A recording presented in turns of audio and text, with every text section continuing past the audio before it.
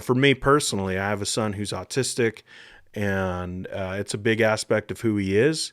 And it's not an illness. It's not, something that needs to be treated.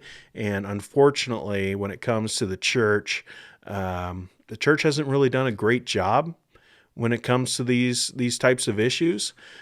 So there was a video that's going around right now, and I don't really know a whole lot about this guy other than he's like the crazy wackadoo who's going around and spouting all kinds of conspiracies and saying pretty awful things.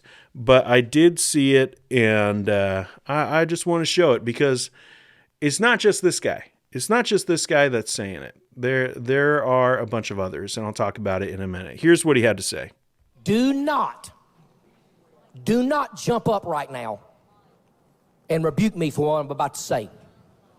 On 3 occasions, we're going to go through all of them, not today, thank God. On 3 occasions, kids were brought to Jesus, not of their own will, of their own volition, but by their parents. Okay. That had epileptic fits, anger issues, outbursts of emotion. And because we've called it possession, here we go. Parents refuse to deal with it. Are you telling me my kid's possessed? No, I'm telling you, your kid could be demonized and attacked, but your doctor calls it autism. Oh boy. Oh boy. I don't care if you stand or not. I See don't what I care if mean? you leave or not. I'm telling you, there's deliverance in the name of Jesus Christ for your children and their children's children. There's deliverance in that. That's not what deliverance Ain't no means. such diagnosis in the Bible. Jesus cast out that oppressing spirit, and the child was made whole that very hour, the Bible said. That very hour. So, yeah. So this is Greg Locke. He's a pastor that, at least he's got a big following on Twitter and everywhere else. I think actually he recently got banned from Twitter. But he's got a big following and people listen to him. And basically what he's saying here is autism is some kind of demonic oppression, and that it's, something that needs to be healed. That it's not something that is like, human. That's basically what he's saying, because you're saying that it's coming from an outside force.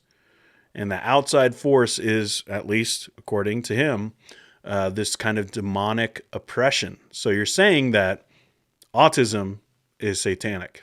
And so anyone who is autistic is then, really being oppressed, and that's not who they really are. And they need to be set free from Jesus and all of that.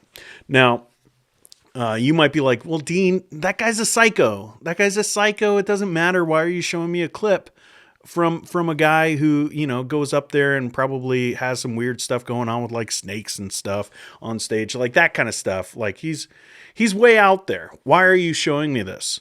The reason why I'm showing you this is because he's screaming, and this is what I tweeted last night. He's screaming the things that have been whispered to me about my son.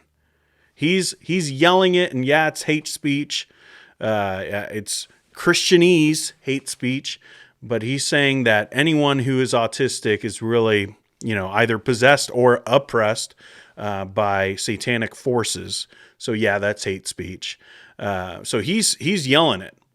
But I've heard those exact same things from good people, from nice people, in way different tones than that guy, but the same ideology, the same kind of, it's an illness. It's, that he just needs to be healed from. And he just, if you just trust in Jesus and pray, that he'll be okay. He just really needs Jesus. I've been told that. Well, he needs Jesus. That's true. My son desperately needs Jesus, but in the same way and to the same measure that I desperately need Jesus, that you desperately need Jesus. It's not some kind of, oh, I need this healing, this experience from Jesus so that, my kid isn't having epileptic fits or having these anger problems or able to speak or, whatever that kind of outpouring of, whatever kind of mental thing that's going on in that person's body. No, you don't need any of that. You need Jesus like any human being needs Jesus because you're created in the image of God. And yes, that for my son, his autism is a part of him. It's the way that God wired his brain. He doesn't need to be healed from that. If we're going to go down that road, then we can talk about, what that means for God and the issue of suffering and all those kinds of things. Because it's not some demon that's attached to my boy that's causing him this way. This is something that God gave him. This is the way God wired his brain. And we look at it as something that, yes, it's different, but he's unique. He's made in the image of God. He's beautiful. And the things that he is able to do, the way that he sees the world, yeah, it's different than the way I see the world. And it's different than the way I experience the world and am able to communicate my thoughts. Yeah, it might be different, but that doesn't make it satanic. That doesn't make it demonic. And so I just wanted to show that a little bit. And I mean, it's foolishness, but you might look at that and say, that's crazy. I've never seen that.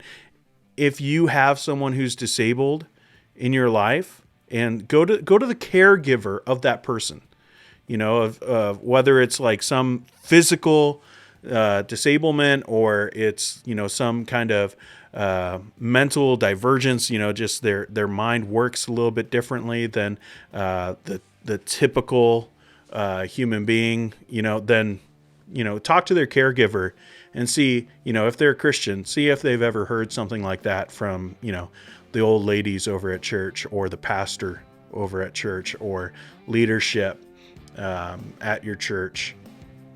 I guarantee you it's happened. So I wanted to kind of point that out that, yeah, it's hate speech and he's screaming it, but he's screaming what everyone else, not everyone else, I shouldn't say it that way, but what a lot of people are whispering in the pews.